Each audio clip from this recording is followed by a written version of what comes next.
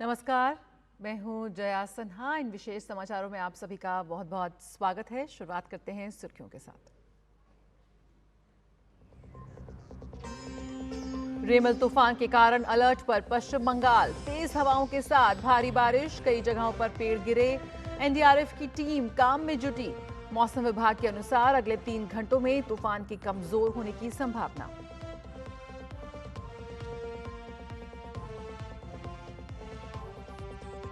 रेमल तूफान को लेकर नेवी और कोस्ट गार्ड की टीमें तैनात। प्रधानमंत्री नरेंद्र मोदी ने आपदा प्रबंधन समेत बाकी पहलुओं का लिया जायजा। गृह मंत्री अमित शाह ने कम से कम नुकसान के लिए अधिकारियों को दिए जरूरी निर्देश। बंगाल के राज्यपाल ने भी की आपातकालीन समीक्षा बैठक।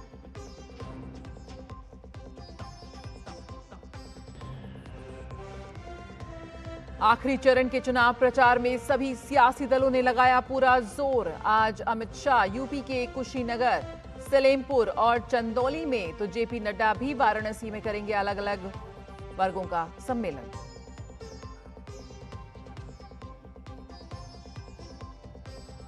कांग्रेस अध्यक्ष मल्लिकार्जुन खड़गे और राहुल गांधी उड़ीसा के बालासोर में करेंगे चुनाव प्रचार। पटना, साहेब, पाटलिपुत्र और आरा में भी होगी राहुल की रैली। प्रियंका संभालेंगी हिमाचल। अखिलेश यादव गाजीपुर और चंदौली में गठबंधन के प्रत्याशियों के समर्थन में करेंगे वोट अपील।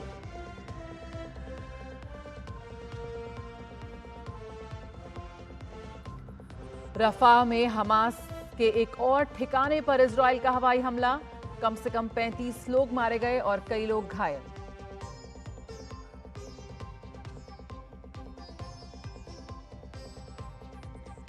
और कोलकाता नाइट राइडर्स ने तीसरी बार जीता आईपीएल का खिताब। फाइनल में सनराइजर्स हैदराबाद को दी 8 विकेट से मात।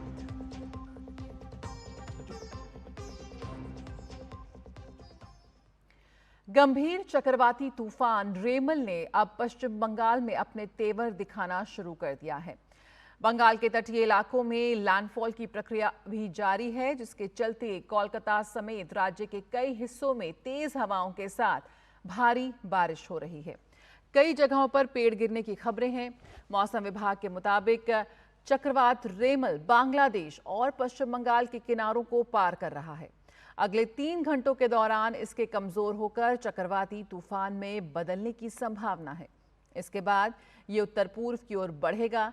चक्रवात के चलते बंगाल के तटीय इलाकों से 1 लाख से ज्यादा लोगों को राहत शिविरों में भेजा गया है। चक्रवात से निपटने के लिए पश्चिम बंगाल में एनडीआरएफ की कुल 14 टीमें तैनात की गई हैं। इसके साथ ही पुलिस प्रशासन भी अलर्ट मोड पर है। चक्रवात के प्रभाव से निपटने के लिए भारतीय नौसेना भी पूरी तरह से मुस्तैद है। नौसेना ने किसी भी स्थिति से निपटने के लिए एचडीआर और चिकित्सा आपूर्ति से लैस 2 जहाजों को तैयार किया है। इसके अलावा सी किंग और चेतक हेलीकॉप्टरों के साथ साथ डॉनियर विमानों को भी तैयार रखा गया है। इसके साथ ही तटरक्षक बल की टीमें भी तैनात की गई हैं।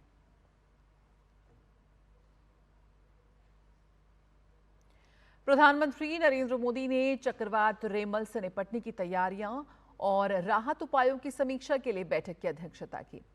बैठक में आपदा प्रबंधन, बुनियादी ढांचे और अन्य संबंधित पहलुओं का जायजा लिया।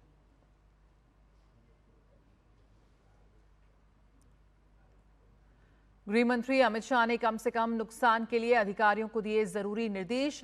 अमित शाह ने सोशल मीडिया प्लेटफॉर्म एक्स पर बताया कि उन्होंने चक्रवात रेमल के मद्देनजर संबंधित अधिकारियों से बात की है। साथ ही उन्होंने बताया कि उन सभी क्षेत्रों में एनडीआरएफ की पर्याप्त तैनाती की गई है जहां चक्रवात का प्रभाव हो सकता है।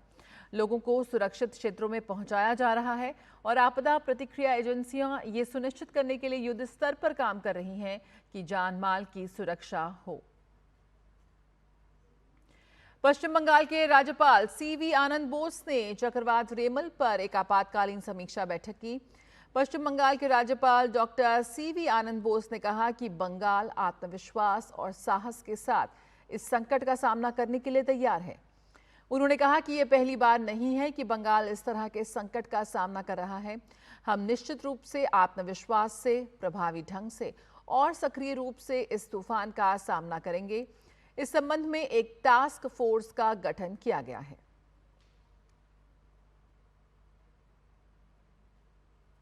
रेमल तूफान को लेकर पश्चिम बंगाल की मुख्यमंत्री ममता बनर्जी ने कहा कि बंगाल के लोगों को इससे चिंतित होने की जरूरत नहीं है।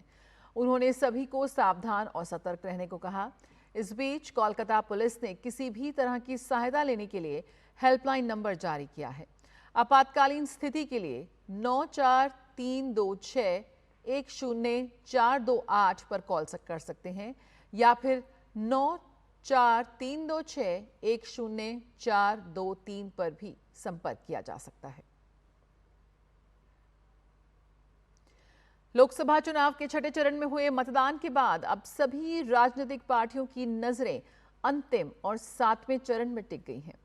बीजेपी के स्टार प्रचारकों में शुमार पार्टी अध्यक्ष जेपी नड्डा आज उत्तर प्रदेश के वाराणसी दौरे पर रहेंगे। नड्डा आज काशी में सबसे पहले काल भैरव मंदिर और काशी विश्वनाथ धाम मंदिर के दर्शन करेंगे। उसके बाद जेपी नड्डा मारवाड़ी समाज भवन में विधित बैठक में शामिल होंगे। इसके बाद वो गिरिजा देवी सांस्कृतिक संकुल ऑडिटोरियम में बुनकर कारीगर महासम्मेलन और सरोज पैलेस में प्रभावी मतदाता सम्मेलन कार्यक्रम में भी हिस्सा लेंगे।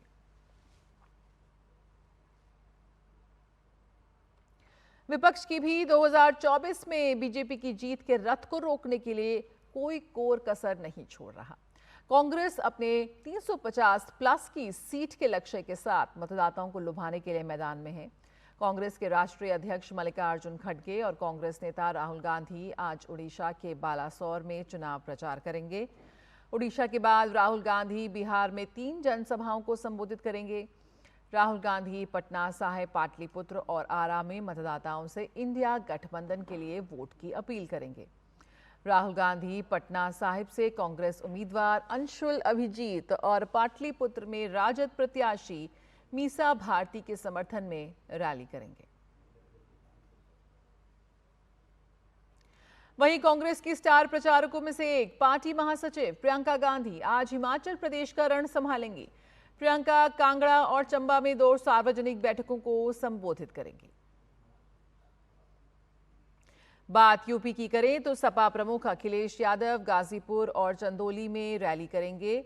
अखिलेश यादव इंडिया गठबंधन के प्रत्याशियों के समर्थन में मतदाताओं से वोट अपील करेंगे।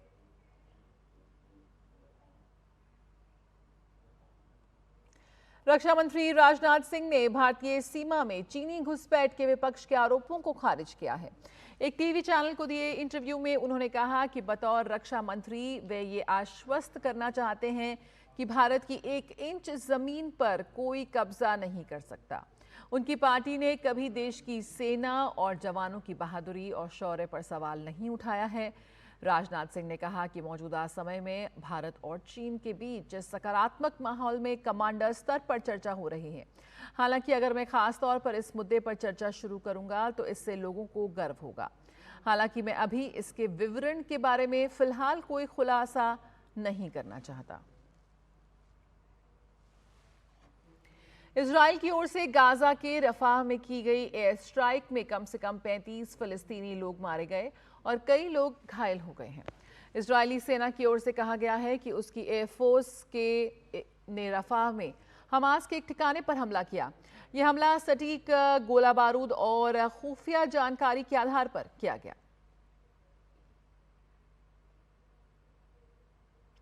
बात करें आईपीएल की तो कोलकाता नाइट राइडर्स ने तीसरी बार आईपीएल का खिताब अपने नाम कर लिया।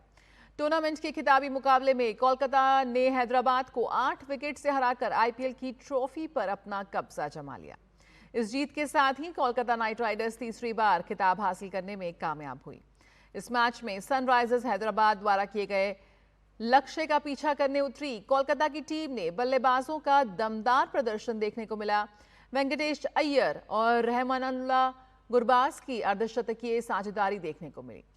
वेंकटेश अय्यर ने 26 गेंदों में 52 रन की अर्धशतकीय पारी खेली तो वही रहमानुल्लाह गुरबाज ने 39 रन बनाकर कोलकाता की जीत में अहम भूमिका निभाई।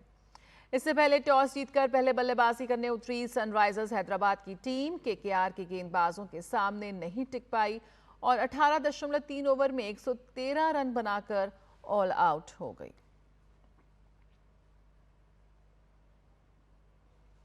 और इसी के साथ इस विशेष बुलेटिन में इतना ही। मुझे दीजिए इजाजत। नमस्कार।